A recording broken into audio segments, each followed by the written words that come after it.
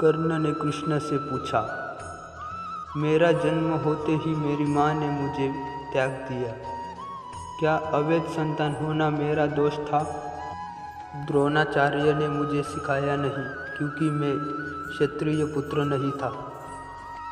परशुराम जी ने मुझे सिखाया तो सही, परंतु श्राप दे दिया कि जिस वक्त मुझे उस विद्या की सर्वाधिक आवश्यकता होगी, मुझे उसका विस्मरण होगा, क्योंकि उनके अनुसार मैं क्षत्रिय नहीं था।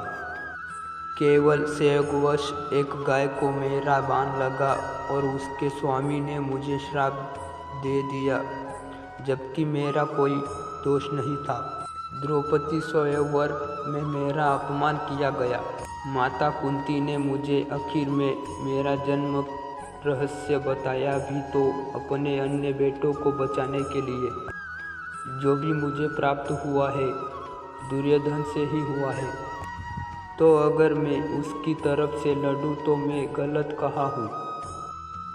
कृष्ण ने उत्तर दिया, कर्ण, मेरा जन्म कारागार में हुआ।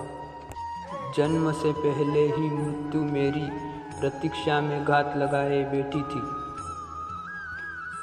जिस रात मेरा जन्म हुआ उसी रात मुझे माता पिता से दूर किया गया। तुम्हारा बचपन खड्ग, रथ, घोड़े, धनुष्य और बाण के बीच उनकी ध्वनि सुन के बीता।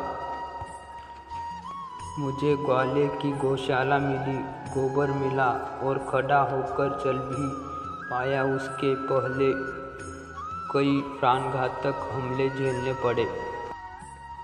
कोई सेना नहीं, कोई शिक्षा नहीं। लोगों से ताने ही मिले कि उनकी समस्या का कारण मैं हूँ।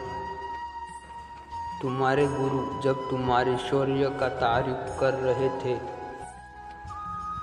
मुझे उस उम्र में कोई शिक्षा भी नहीं मिली थी।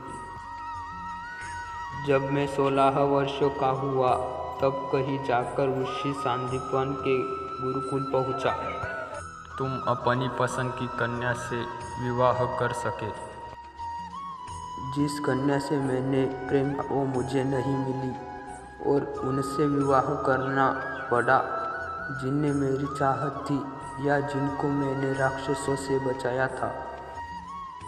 मेरे पूरे समाज को यमुना के किनारे से हटाकर एक दूर समुद्र के किनारे बसाना पड़ा। उन्हें जरासंध से बचाने के लिए रण से पलायन के कारण मुझे भीरू भी कहा गया। अगर दुर्योधन युद्ध जीतता है तो तुम्हें बहुत श्रेय मिलेगा। मुझे केवल युद्ध और युद्ध से निर्माण हुई समस्याओं के लिए दोष दिया जाएगा। एक बात का स्मरण रहे कर्ण, हर किसी को जिंदगी चुनौतियाँ देती है। जिंदगी किसी के भी साथ न्याय नहीं करती। दुर्योधन ने अन्याय का सामना किया है तो युधिष्ठिर ने भी अन्याय भुगता है। लेकिन सत्य धर्म क्या है यह तुम जानते हो। कोई बात नहीं अगर कितना ही अपमान हुआ हो। जो हमारा अधिकार है वो हमें नहीं मिल पाए, महत्व इस बात का है कि तुम उस समय उस संकट का सामना कैसे करते हो। रोना धोना बंद करो कर्ण। जिंदगी न्याय नहीं करती, इसका मतलब ये नहीं होता कि तुम्हें अधर्म के पथ पर चलने की अनुमति है।